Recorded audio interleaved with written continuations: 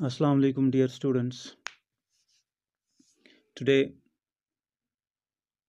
our topic is on the type of the muscular tissue that's we just call the it's an another type we just call it unstraighted or smooth muscles.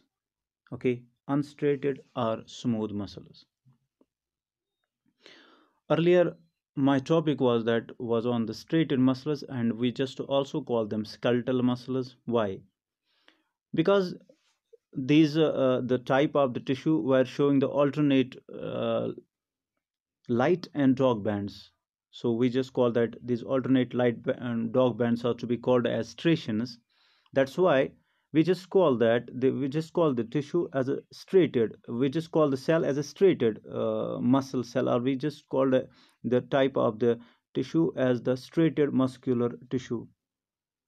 And also we call that as a skeletal muscles also because they were the muscle fibers, or they make the they make the muscles that are connected to the bones, and that's why they are called skeletal muscles. Even then, they are also to be called as voluntary muscles because they were our under control and they work according to our will.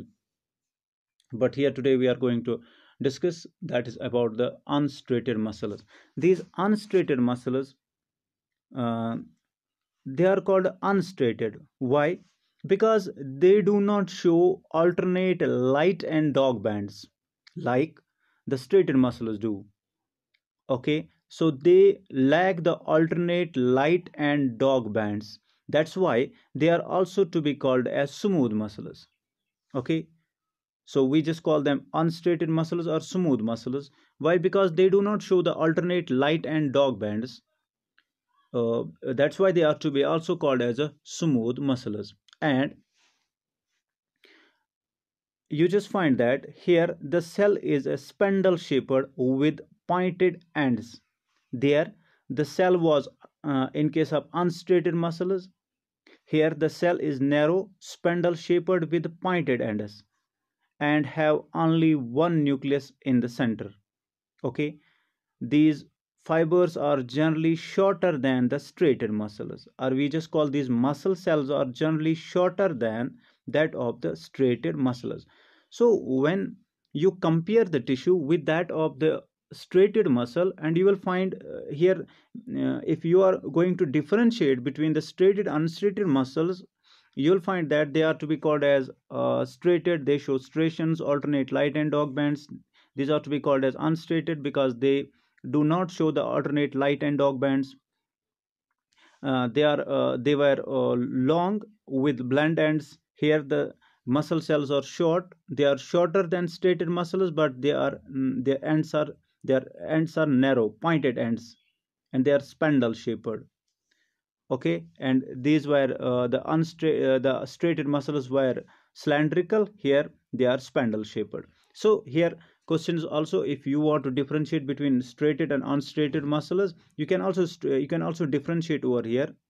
As I mentioned certain points over here that they do show striations where the straightened muscles do not here the unstraightened muscles do not show, but the straightened muscles were showing alternate light and dark bands. Now I will just go through the diagram. This is the non-straightened muscle fiber. Okay, non-straightened muscle fibers where they are having the single nucleus. And look here, the nucleus is in the center of the cell.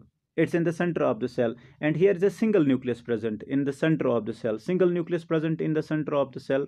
And like that, it's a cell membrane over here that's called the sarcolemma, and filled with the cytoplasm, that's to be called as sarcoplasm. It's like that of the straightened muscles. But here one thing, that's there were the ends were blunt, they were cylindrical like this, but here the ends are tapering or pointed ends, and they are spindle shaped. That's middle, wider in the middle and tapering towards the ends. So these are unstraightened muscles, and you just find that they do not show alternate light and dark bands. There in case of straightened muscles, the nucleus were towards the periphery of the cell, means that it was just towards the sarcolemma, but here it is in the center of the cell. And they are in straightened muscles, the nucleus, the cell may contain one or more nucleus. Here the cell contains only the single nucleus. Okay, so now what about the occurrence of this tissue? As you know that the straightened muscles were they were making their presence. Okay, they were showing their presence in the type of the organs like that of the biceps and triceps, and they were attached to the bones and were helping in the movement of the body parts. Like over here, these and these muscles cells or this muscle fibers, they show their presence in the alimentary canal. Okay, genital tract, genital tract, alimentary canal, genital tract, okay, ducts, blood vessels, urinary bladder occur in the iris of eye, its iris of eye, and ciliary body of eye and dermis of skin. So means that they you just make their presence in the different parts of the body, but alimentary canal, all of the alimentary canal, esophagus is there. You just find that the intestines, small intestines, large intestines, urinary bladder.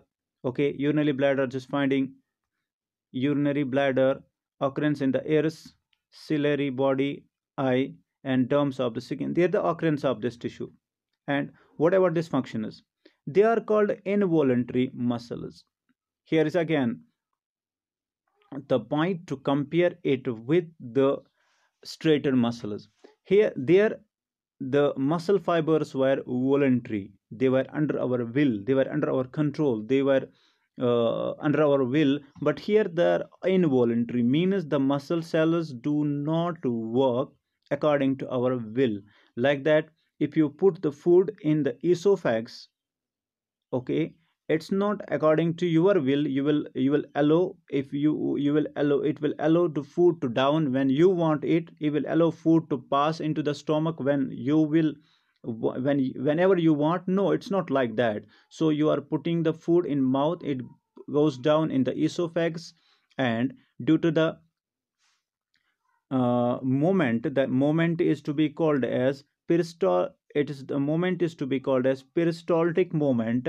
And due to this peristaltic moment, that's involuntary action, and that makes the food to pass through the esophagus into the stomach.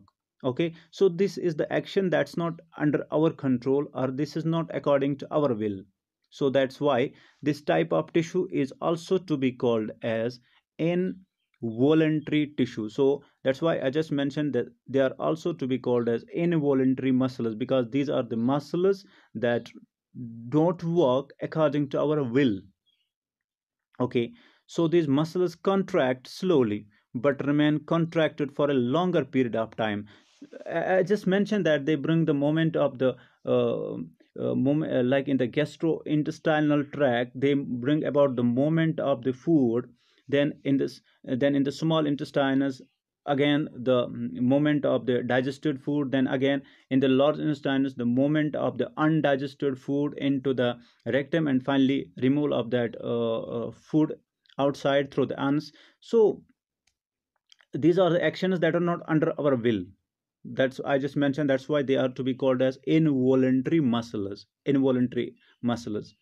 And like I just mentioned, these muscles contract slowly but remain contracted for a longer period of time. Take the example of the esophagus. Once you are putting the food, it opens. Once the food goes down into the stomach, and it remains closed. Okay, it remains closed for a longer period of time. Then again, once you are putting food in mouth, it allows the food to pass down again in the esophagus. It opens, allows the food by a wave like rhythmic contraction and relaxation. This wave like moment that's being produced inside this esophagus, it is to be called as peristaltic movement, and this peristaltic movement allows this food to pass down. So this is the time food is in the esophagus, it remains open. Once the food passes down into the in the stomach, this esophagus again closes. That's why I just mentioned these type of muscles may contract for a longer period of time. And in the another body, in another organs, they also do the same functions where they help in the movement of the different substances throughout the body. This is a type of the tissue that is to be called as unstraighted muscles, or we also just call them smooth muscles or involuntary muscles. Unstraighted because they do not show alternate light and dog bands. Why we just call them smooth muscles like that? And why they are called involuntary muscles? Because they are the muscles that are not under our control. That's why we just call them involuntary muscles, or they do not work according to our will. Okay, so best of luck. This is the this completes your the second type of it. And the next topic I will just my topic will be on that. That's on the will be on cardiac muscles.